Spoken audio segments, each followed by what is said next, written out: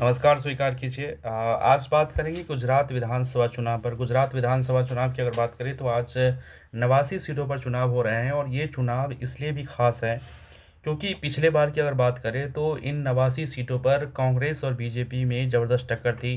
कांग्रेस को 38 सीटें मिली थी जबकि बीजेपी के खाते में 41 सीटें आई थी। लेकिन इस बार का चुनाव इसलिए खास है क्योंकि इस बार आम आदमी पार्टी भी मैदान में है और वो गुजरात में पूरे दमखम के साथ चुनाव लड़ रही है। ऐसे में ये समझा जा सकता है कि गुजरात का जो चुनाव है वो इस बार कहीं न कहीं बहुत ही रोमांचक हो गया है। अब रोमांचक शब्दों का मैं इस्तेमाल इसलिए कर रहा हूँ क्योंकि अगर इसमें 2 तरीके से देखा जाए तो पहली बात ये है कि जो आम आदमी पार्टी है वो इस बार बड़े ही आक्रामक तरीके से बीजेपी पर हमलावर है क्योंकि बीजेपी पिछले 27 सालों से गुजरात में सरकार चला रही है और कई सारे आरोप लगाए हैं, कई सारे ऐसे समय आए हैं जब इस पर सवाल उठाने का मौका मिला है विपक्षी पार्टियों को।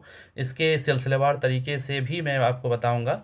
लेकिन सबसे पहले आज जान लेते हैं कि आज जो 89 सीटों पर चुनाव हो रहे हैं उसमें कई दिग्गजों का जो भविष्य है वो दांव पर लगा हुआ है। लेकिन पिछले बार की तरह इस बार का जो मुकाबला है वो काफ़ी रोमांचक होने वाला है। हालाँकि अगर इन सीटों की अगर बात करें तो कांग्रेस के लिए सच में ये जो पहले चरण का चुनाव है वो वजूद का चुनाव है।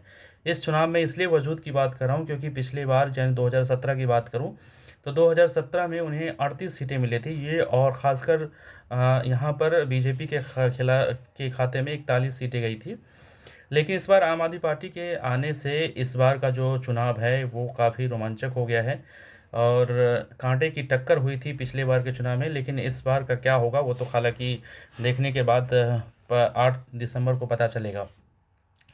लेकिन अगर 2-3 तरीके से अगर गुजरात चुनाव को समझने की कोशिश करें तो उसमें आपको समझ में आएगा क्योंकि कई सर्वे में ये दावा किया गया है कि आम आदमी पार्टी बड़े ही आक्रामक तरीके से बीजेपी पर हमलावर है और कांग्रेस चुनाव प्रचार में कहीं दिखी नहीं।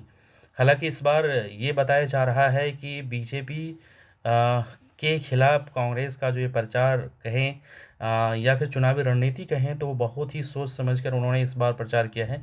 डोर टू डोर कैंपेन पे ज़्यादा जोर दिया है लेकिन वो कभी मीडिया में लाइमलाइट में कभी आए नहीं। लेकिन आम आदमी पार्टी पूरे दमखम के साथ चुनाव लड़ रही है और पूरे पूरे तरीके से अगर कहे 24/7 वो बीजेपी के खिलाफ हमलावर हैं। और कई सर्वों में अगर ये दिखाया गया है कि आम आदमी पार्टी लगातार ऊपर जा रही है जबकि बीजेपी का ग्राफ धीरे धीरे कम होता जा रहा है और कांग्रेस फिलहाल इसमें इस रेस में है ही नहीं। हालांकि ये बात तो हो गई सर्वे की, लेकिन अगर दूसरी तरफ अगर हम बात करें तो इसमें ये भी समझना होगा क्योंकि कई सारे जो स्थानीय पत्रकार हैं, जो स्थानीय चैनल में काम करते हैं, वहाँ के जो पत्रकार हैं वो ये दावा करते हैं कि ज़मीनी स्तर पर आम आदमी पार्टी गुजरात में बहुत ज़्यादा मजबूत है और गांव गली मोहल्ले तक अरविंद केजरीवाल का जो संदेश है वो पहुंच चुका है और सबसे ज़्यादा इसमें रोल है वो है बिजली और पानी। हालांकि बिजली का तो एक मुद्दा है, पानी वहाँ पर नहीं है क्योंकि पानी गुजरात में ऑलरेडी है वहाँ पर। लेकिन गुजरात में अगर कहें बिजली तो उन्होंने बिजली मुफ्त की बात करी है, 300 यूनिट बिजली मुफ्त की बात कर रही है।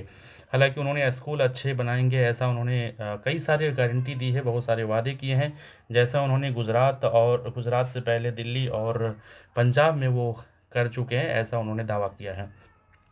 तो क्या ये माना जाए कि गुजरात में इस बार दिल्ली के मुख्यमंत्री अरविंद केजरीवाल को सफलता मिलने वाली है? लेकिन सफलता मिलेगी तो कितनी सफलता मिलेगी? क्या ये सफलता क्या कांग्रेस का वोट काटेगी या फिर विपक्ष के तौर पर कौन होगा गुजरात विधानसभा चुनाव में, इसकी लड़ाई है? या फिर आम आदमी पार्टी के मन में ये है कि वो गुजरात में सरकार बनाने वाली है?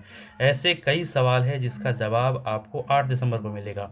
लेकिन ये समझना बहुत ज़रूरी है कि आम आदमी पार्टी इतना मुखर किस तरीके से है और बीजेपी को क्या इस मुखर से कहीं नुकसान तो नहीं हो रहा है। हालांकि पार्टी की तरफ से लगातार बताया जा रहा था कि बीजेपी आम आदमी पार्टी से बहुत डरी हुई है, इसलिए उनके पार्टी के खिलाफ तरह तरह के आरोप लगाए जाते हैं, तरह तरह के वो स्कैम की बात करती हैं। क्योंकि अगर चुनाव लड़ने की बात है तो सीधा चुनाव में आइए, चुनाव लड़िए, लेकिन वो सीधे तौर पर नहीं, परोक्ष तौर पर वो हमलावर करती है। दूसरी बात यह है कि एमसीडी में भी चुनाव है और एमसीडी में चुनाव है, यहाँ भी पिछले 15 साल से बीजेपी सत्ता में है और यहाँ भी आम आदमी पार्टी बड़े दमखम के साथ चुनाव लड़ रही है। यहाँ पर वो खुद 7-8 साल से चुनाव दिल्ली के सरकार में मुख्यमंत्री है।